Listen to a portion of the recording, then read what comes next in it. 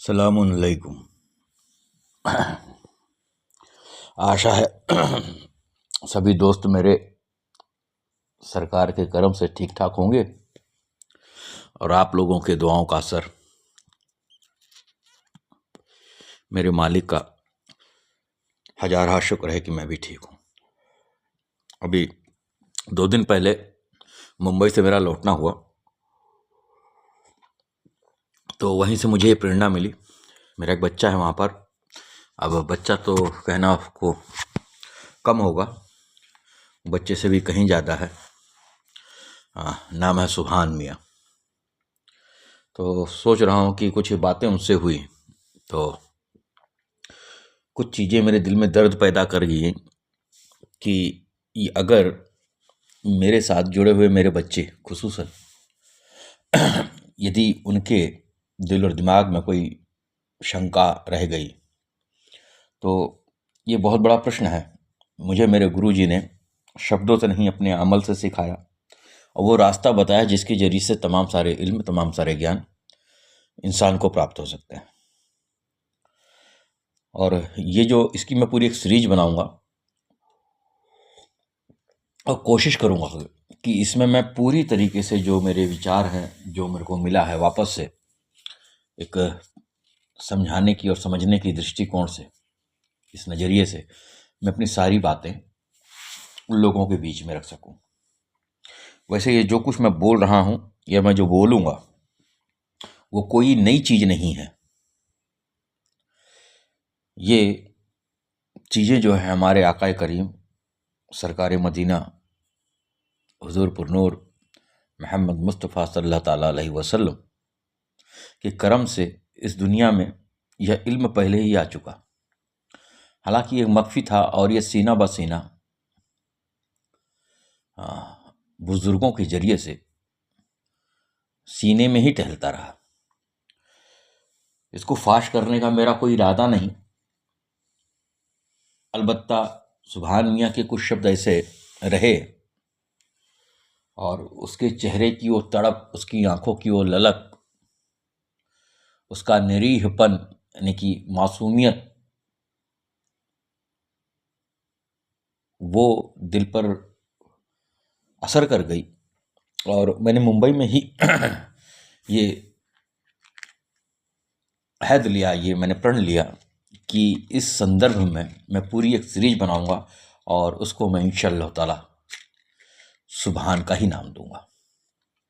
हालांकि इसका नाम अभी मैंने सोचा नहीं और जिस नाम से भी आएगी तो एक दो आएगी, हालांकि सुभान का शब्द उसमें जरूर होगा। तो यह जो तरीक़ेकार है, यह जो इल्म है जो सीना ब सीना आया, खुसूसन ये जो विधि है, ये जो तरीक़ेकार है, वो हजरत उवैस करनी रज़ी अल्लाह ताला अन्हु की तरफ से है कि किस तरीके से आप जो है सरकार करीम से बज़ाहिर दूर रहे, उस माहौल से आप दूर रहे, फिर भी इल्म का एक समंदर आपके अंदर हिलोरे मार रहा था।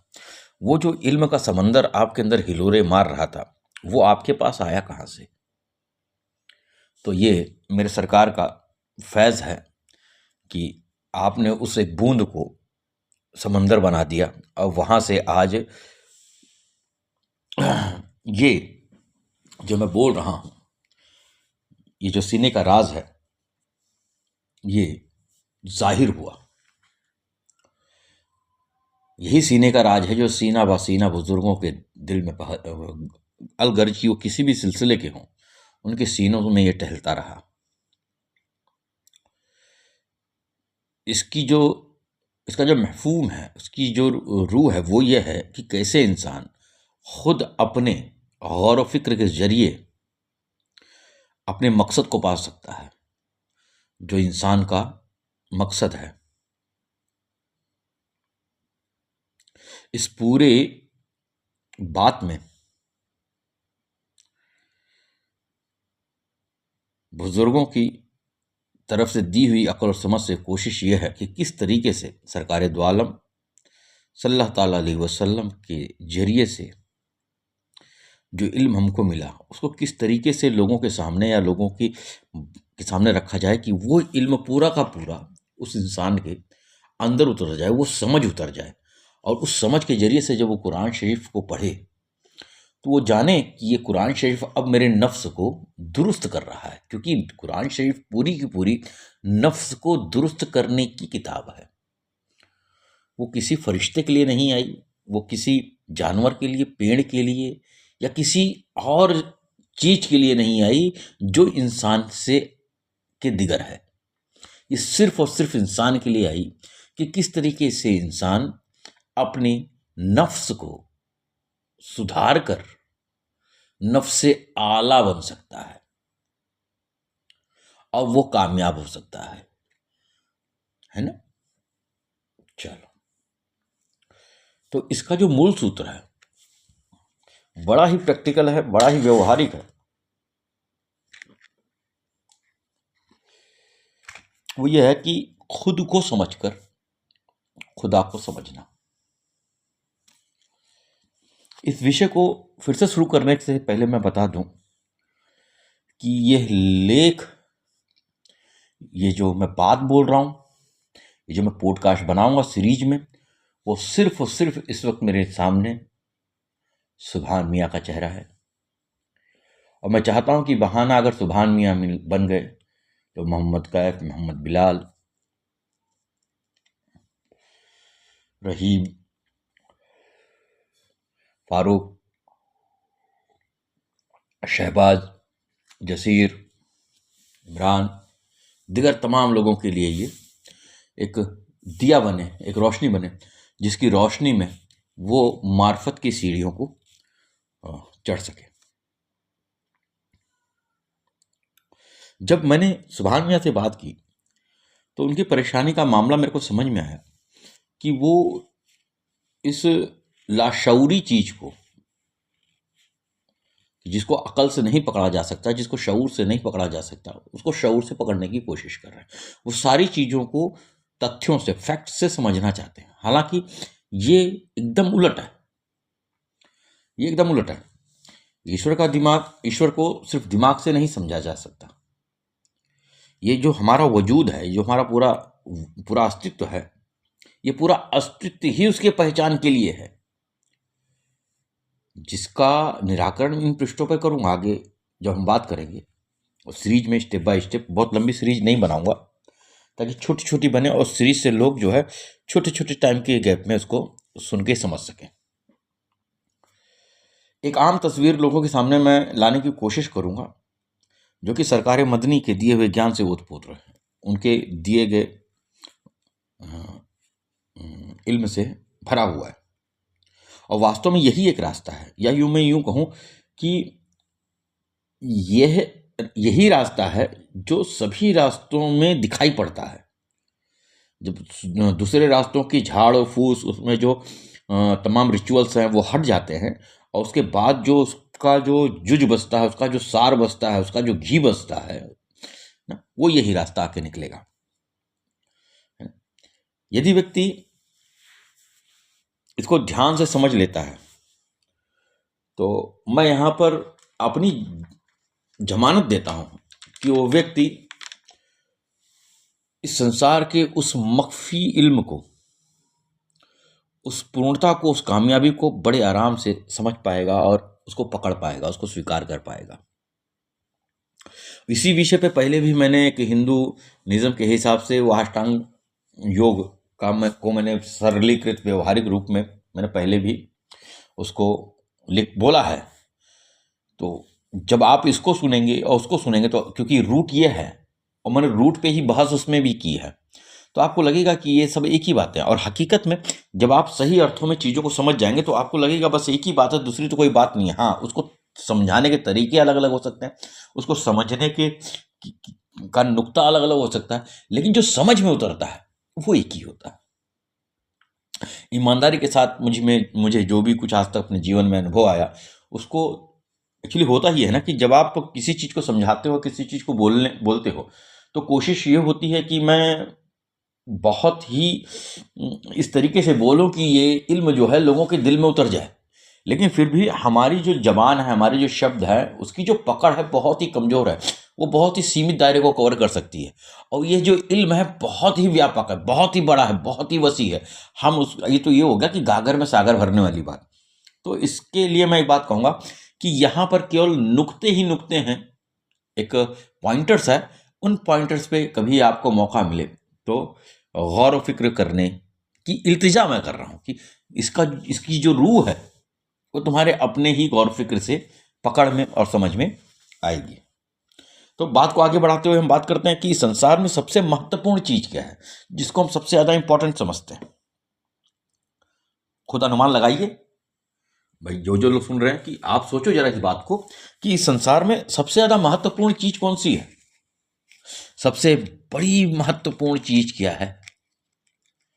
वो तुम खुद हो, वो तुम्हारा अपना अस्तित्व है, वो तुम्हारा अपना होना है, तुम्हारा अपना स्व ही वह महत्वपूर्ण बिंदु है जिसके होने से यह संसार, स्वर्ग, नर्क, जन्नत, दोजक, यहां तक कि ईश्वर की भी जरूरत पड़ती है। ईश्वर की अवधारणा भी बनती है कि ईश्वर भी होगा, ये भी सोच पैदा होती है।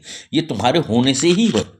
अगर तुम नहीं रहोगे तो किस चीज की सोच? तो फिल वक्त जो मौका हमको मिला है, जो समय हमको मिला है, ये यहाँ पर 10 साल, 20 साल, 50 साल, ईश्वर बेहतर जाने, अल्लाह बेहतर जाने।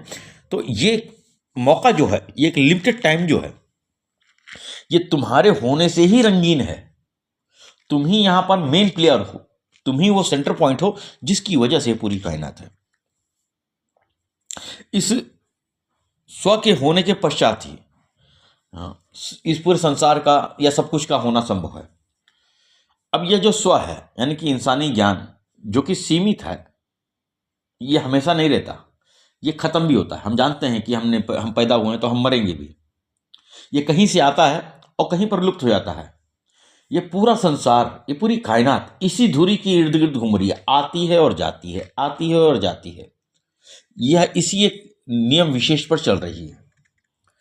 क्योंकि यह ज्ञान अभी तक पूर्ण नहीं, हमने इस पूरी चीज को नहीं समझा, ये पूरे निजाम को नहीं समझा, तो ये पूर्ण नहीं है, अभी अधूरा। अभी केवल हम अपने होने को ही तक ही सीमित है और जो दुनिया के बाहर दिख रहा है उसमें ही सीमित है। जब तक यह इल्म, ये जो ज्ञान है, ये पूरा नहीं होएगा, है ना, तब एक बहुत बड़ी मौका पैदा हो जाती है, एक बहुत बड़ी संभावना पैदा हो जाती है कि ये जो निज़ाम इतना बड़ा चल रहा है, बगैर किसी के रोक टोक चल रहा है, बगैर किसी का हस्तक्षेप चल रहा है, मुतवातिर लगातार एक सा चल रहा है, बगैर किसी गलती के चल रहा है, तो इसको चलाने वाला, इसको कंट्रोल करने वाला, इसको नियमबद्ध करने वाला कोई ना कोई तो होगा। ऑटोमेटिकली चल रहा है, अच्छा चलो ऑटोमेटिकली चल रहा है, तो जो उस सेंटर में बैठी हुई चीजें, जो इसको ऑटोमेशन मोड में डाल रही है, जो भी इसको ऑटोमेशन मोड में डाल रहा है, उस परम सत्ता को, उस तत्व को जानना महत्वपूर्ण है। और यहीं से परम तत्व कह लो, परमात्मा कह लो, गॉड कह लो, ईश्वर कह लो, यहोवा कह लो, अल्लाह कह लो, इस तरीके की तमाम सारी नाम, तमाम सारी संज्ञाएं, तमाम सारी अवधारणाएं उत्पन्न होती हैं। इसी को समझने के प्रयास में कई नबी, कई रसूल, कई संत, कई दिव्य पुरुष इस जमीन पर आए, अपने ज्ञान से, अपनी दिव्यता से, अपनी प्रेम से, अपने इश्क से इस पूरी जमीन को उन्होंने हरा भरा किया, इसमें जान फूंक दी। और कई जीव यानी कि नफ्स, कई लोग उनके मार्गदर्शन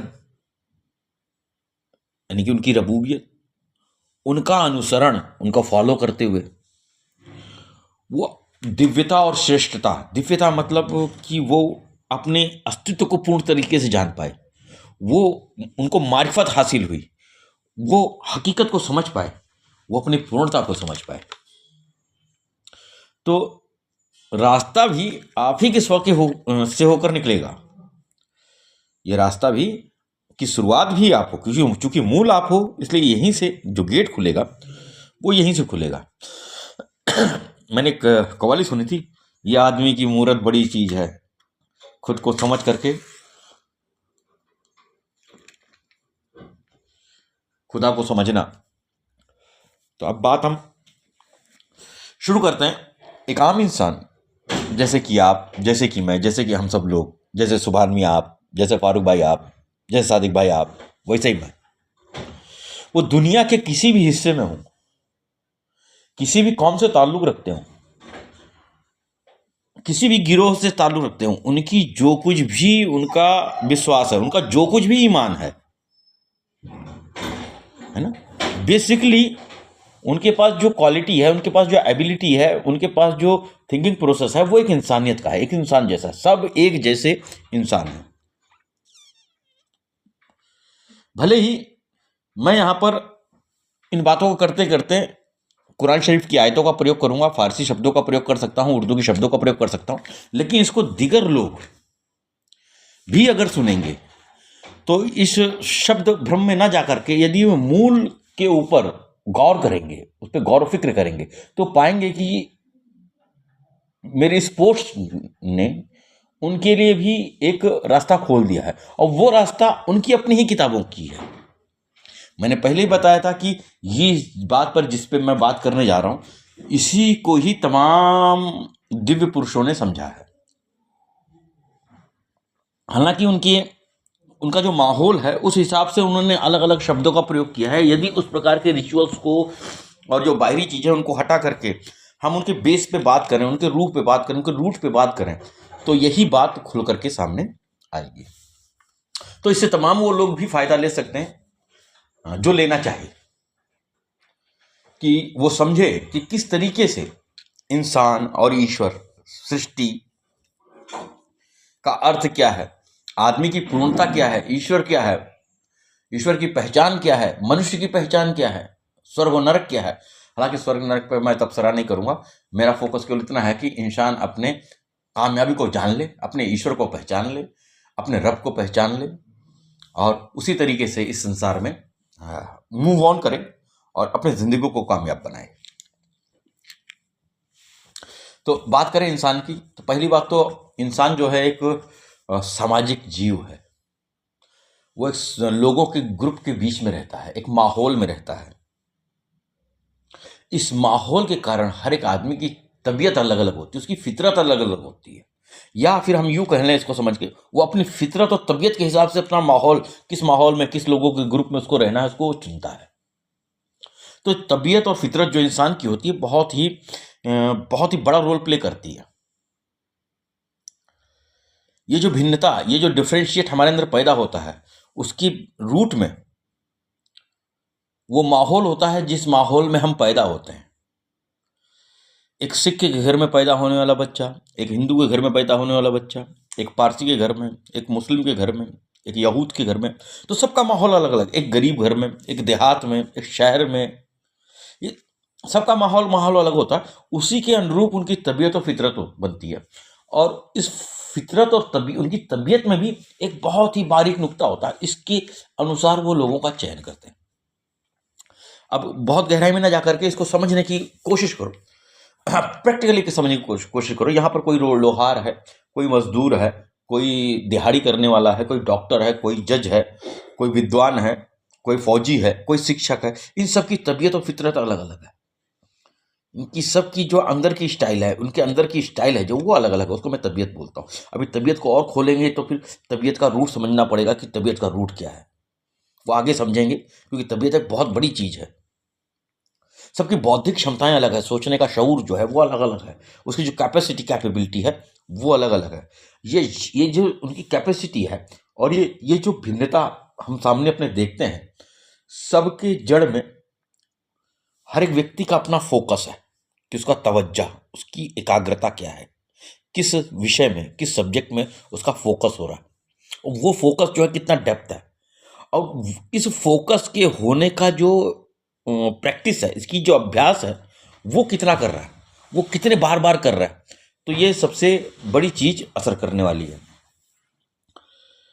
और इस पूरे वर्कआउट में वो जिस माहौल में रह रहा है, इसका उस पर बहुत ही ज्यादा, बहुत सटीक तरीके से असर पड़ता है। अच्छा, तो ये देखिए कि डॉक्टर्स के पास, वकीलों के पास और लोहार के पास जो क्षमता आ गई, उनके पास जो एबिलिटी आई है, वो कहाँ से आई? क्या उन्होंने उसको कहीं बाजार से खरीदी, या फिर उन्होंने कहीं से इसको दान में लिया, या कहीं से चुरा लिया, कहीं से उठा लिया? नहीं, ये जो एबिलिटी आई, ये एबिलिटी उनके अपने अंदर से विकसित हुई जब उन्होंने एक विषय पर फोकस किया, उस एक सब्जेक्ट पर फोकस किया और उसका बार बार उन्होंने अभ्यास किया। आप देख सकते हैं कि एक व्यक्ति कोई डॉक्टर की पढ़ाई कर रहा है तो वो एमबीबीएस हो गया। अब उसके घर में 4 लोग हैं एमबीबीएस। अब वहाँ पर एक छोटा सा बच्चा पैदा होता जिसने कि डॉक्टरी नहीं की, लेकिन वो अपने उस घर के माहौल में रह रहा है जहाँ पर दवाइयाँ लेना है, देना है, लेना है, देना है। तो आप देखेंगे कि जब वो 10 साल का होगा तो तमाम सारे मेडिकल के एस्पेक्ट्स को मालूम होंगे, क्योंकि उसका माहौल उसको इल्म दे रहा है। तो ये जो माहौल है, ये बड़ा रोल प्ले करता है, बड़ा अच्छा रोल प्ले करता है। तो ये माहौल किसी व्यक्ति के लिए ऋणात्मक हो सकता है, पॉजिटिव हो सकता है, किसी के लिए धनात्मक हो सकता है ना। ये किसी के लिए मौका दे सकता है, किसी के लिए वो विषय को सरल कर सकता है, और यही माहौल अगर थोड़ा सा गलत है, निगेटिव है, तो उसके लिए बाधा उत्पन्न कर सकता है। तो ये जो क्षमता है, ये जो एबिलिटी है मनुष्य के अंदर, विशेष होने की, स्पेशल होने की, ये क्षमता ऑलरेडी तुम्हारे अंदर है। इसी के हिसाब से मनुष्य जो है, बहुत सारे कैटेगरी के हमको मार्केट में, इस दुनिया में दिखते हैं। तो इसी चीज को पकड़ करके हम इसको समझें। यदि हमारा विषय पूर्णता को प्राप्त करना है, या हमारा विषय ईश्वर की पहचान करना है, या किस उस दिव्यता को स्पर्श करना है, या फिर समझ लो कि उस गूढ़ रहस्य को समझना है, तो यदि हमारा वो विषय ये है, तो इस विषय पे हमारा फोकस कितना है, महत्वपूर्ण है। माहौल हमारा कौन सा है, महत्वपूर्ण है। और हमारा अभ्यास कितना है, हमारी प्रैक्टिस कितनी है, महत्वपूर्ण है। ये 3 चीज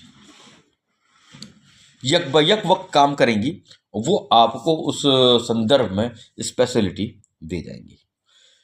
ये चारों चीजें जो मैंने नाम ली हैं वो एक ही हैं। अंततः आकर के ये शब्द अलग अलग हैं, चाहे अपने आप को मैं कामयाब कर लूँ, चाहे मैं पूर्णता प्राप्त कर लूँ, चाहे ईश्वर की पहचान हासिल कर लूँ, या दिव्यता की श्रेणी में चले जाऊँ, ये सब एक ही चीज है।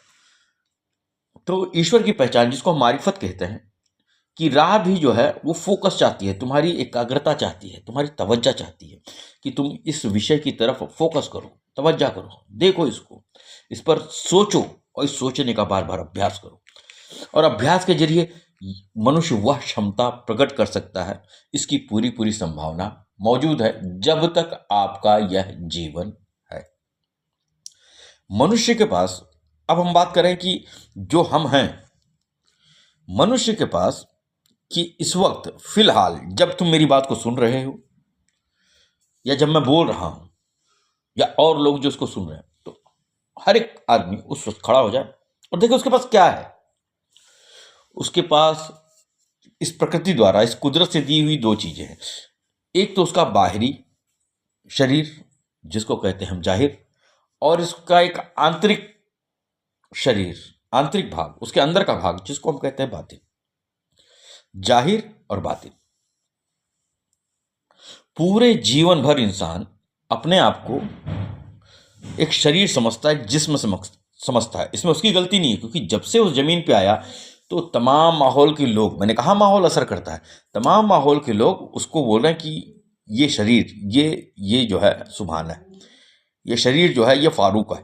तो उस शरीर से फारूक जाना गया, उस शरीर से सुभान जाना गया, क्योंकि ये मार्केट में प्रैक्टिस है। तो हम गलती से, नासमझी से, इस अपने जाहिरी वजूद को ही सुभान और फारूक, उमेश, सतीश समझने लगते हैं। इसको यूं समझिए, थोड़ा सा और उसको खोलूंगा मैं। जिस तरीके से हम अपने इस बाहरी शरीर को सुरक्षित रखने के लिए, इसकी हिफाजत करने के लिए हम कपड़े पहनते हैं, तो कपड़ा इस हमारे जाहिरी शरीर के ऊपर एक कपड़े का लेयर और आ गया, ताकि हमारे शरीर की सुरक्षा हो सके।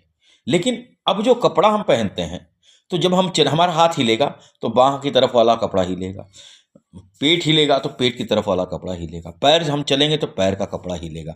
तो कपड़ा हरकत कर रहा है। ये शरीर चल रहा है तो कपड़ा भी चल रहा है, उसमें भी हरकत है। हत्ता कि उस कपड़े में जान नहीं है, वो कपड़ा अपने आप में कुछ नहीं है, लेकिन जब वो शरीर के ऊपर पड़ा है तो शरीर जैसे जैसे डोलेगा वैसे वैसे वो कपड़ा भी डोलेगा। अगर कोई इंसान जाकर के वो कपड़ा उतार के कहीं पर रख दे, अब वो एक पत्थर जैसा पड़ा रहेगा, ना हिलेगा ना डुलेगा, कुछ नहीं करेगा, उसका अपना कुछ नहीं है, वो मोहताज है अपने हिलने डुलने के लिए तुम्हारे इस शरीर का, कि तुम्हारा शरीर हिले डुले। ठीक इसी तरीके से ये जो बाहरी जिस्म है, तुम्हारा जो बाहरी वजूद है, ये भी एक कपड़ा है। उसका जो वजूद तुम्हारे अंदर है, दो वजूद है तुम्हारे पास, मैंने पहले बताया, एक तुम्हारा बाहरी शरीर, एक तुम्हारा अंदर का शरीर। तो बाहरी कपड़ा है, इसमें कोई एक्शन नहीं है। जैसे कि हमने कपड़ा पहना इस शरीर के ऊपर, उसमें भी कुछ हरकत नहीं थी, वो किसी के हरकत करने से हरकत कर रहा था। उसी तरीके से बाहरी जिस्म जो है तुम्हारा, इसमें हरकत है, क्योंकि ये कुदरत ने बनाया है, तो इसके अंदर कुछ अलग विशेषताएं भी हैं, लेकिन है ये कपड़ा ही। हिलने वाली और हिलाने वाली चीज कोई दूसरी है। अब इसको यूं समझो, जब मैं सवाल करता हूं कि अपने सर पे हाथ रखिए, सब लोग रखिए, कि ये मैं सवाल पूछूं, ये सर किसका, जवाब दो, जवाब दे दो अपने आप में, मैं तो बताऊंगा ही। जवाब मेरा। ये नाक किसकी, मेरी। ये दाढ़ी किसकी, मेरी। ये पेट किसका, मेरा। अब ये तो जाहिर चीजें हैं। अच्छा, कुछ चीजें जो हैं वो जाहिर नहीं है, कुछ चीजें जाहिर नहीं है, वो गैर जाहिर है, गैब में है, हम उनको केवल महसूस कर सकते हैं। हमारा मन, हमारी सोच, हमारी समझ, हमारी अकल। अकल किसकी, मेरी। सोच किसकी, मेरी। तो जो नहीं दिख रहा है उस पर भी हमने अपना ठप्पा लगाया है, ये मेरी। तो बात करें तो ये जिसको हम मेरा बोल रहे हैं, मैं बोल रहा हूं मेरा, तो ये मेरा कौन है? तो ये मेरा आपके अंदर से कहीं से निकल रहा है, यानी कि वो इतना अंदर है कि उस मेरे के ऊपर तुम्हारी सोच विचार है। ये अंदर वाला कह रहा है ये सोच भी मेरी, ये मन भी मेरा, ये ख्याल भी मेरा। फिर उसके बाद ये उसके और ऊपर आ जाए तो ये जो जाहिरी तन है, मेरा हाथ है, ये आंख भी मेरी, मेरा सर भी मेरा। तो ये तुम्हारा मेरा है, ये बहुत नीचे कहीं दबा हुआ है। तुम अपनी बातों में ही गौर फिक्र करो। तो ये जो कपड़ा है शरीर, अब इसको दूसरे एग्जांपल से भी आप समझ सकते हो। जब आप रात में सोते हो या कोई इंसान सोता है, तो उसका शरीर हरकत नहीं कर रहा, वो तो पड़ा हुआ है, लेकिन वो जो तुम हो असल, वो रात में भी ख्वाब में जाकर के खा रहा है, पी रहा है, उसका टेस्ट ले रहा है, उसको तीखा लग रहा है, उसको चोट लग रही है, उसको एहसास हो रहा है, उसको महसूस हो रहा है। इवनली इतना होता है कि अगर रात को वो कोई गलत काम करता है तो देखता है कि सुबह उसको नहाने की जरूरत पड़ गई।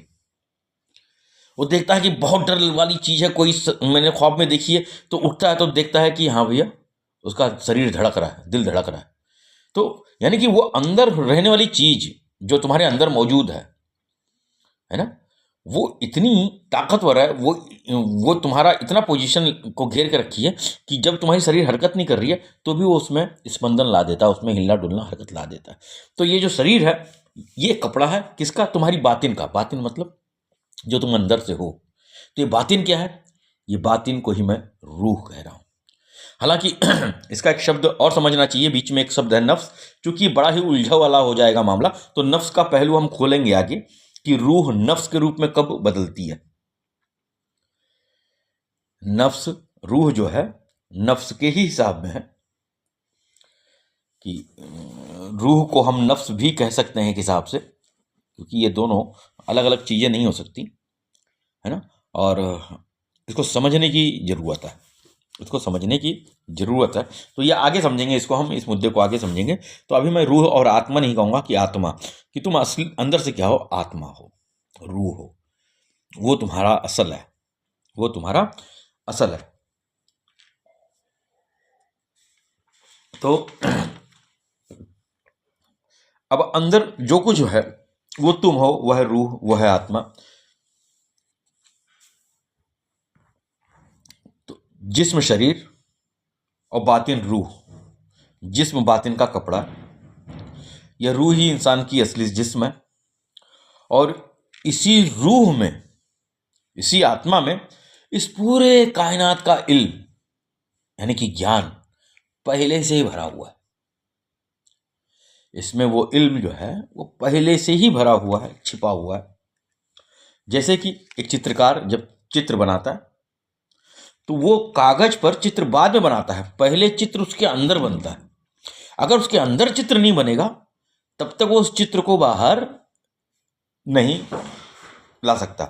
हाँ, जब वो अंदर बने हुए चित्र को बाहर लेके आता है तो उसको एक टीचर की ज़रूरत होती है, एक गुरु की ज़रूरत होती है, या उसके टॉप लेवल की गौर फिक्र की ज़रूरत होती है कि आँखों के लिए कौन से ब्रश का इस्तेमाल करना है, आँखों के अंदर पुतलियाँ बनानी है तो इसमें कैसी पेंसिल का इस्तेमाल करना है, बाल क्योंकि काले काले निकलने तो इसके लिए किस प्रकार के पेंसिल का इस्तेमाल करना है। तो ये इल्म हमको हमारा मेंटर देता है, हमारा पीर देता है, हमारा गुरु देता है, या हम स्वतः अपने गौर फिक्र की इतनी ऊंचाई पे पहुंच जाए, चूंकि सारा इल्म मैंने बताया कि हमारे अंदर पहले से भरा हुआ है, तो वह स्वतः ही प्रतिस्फुटित हो जाता है, स्वतः ही बाहर निकल जाता है। तो इस संसार का सारा बीज हमारे अंदर, सारा इल्म हमारे अंदर पहले से ही मौजूद है।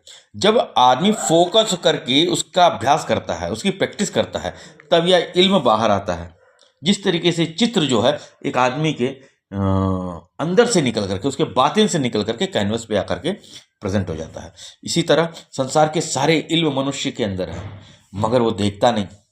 अगर कभी देख भी ले, सुभान मियाँ, अगर कभी उसकी नज़र से भी गुजर जाए तो वो समझ नहीं पाता, क्योंकि बड़ा ही कंफ्यूज हो जाता है। बहरहाल मैं यहीं पर आज पहले इस चैप्टर को रोकूंगा और इसके बाद हम लोग इसकी दूसरी कड़ी बनाएंगे।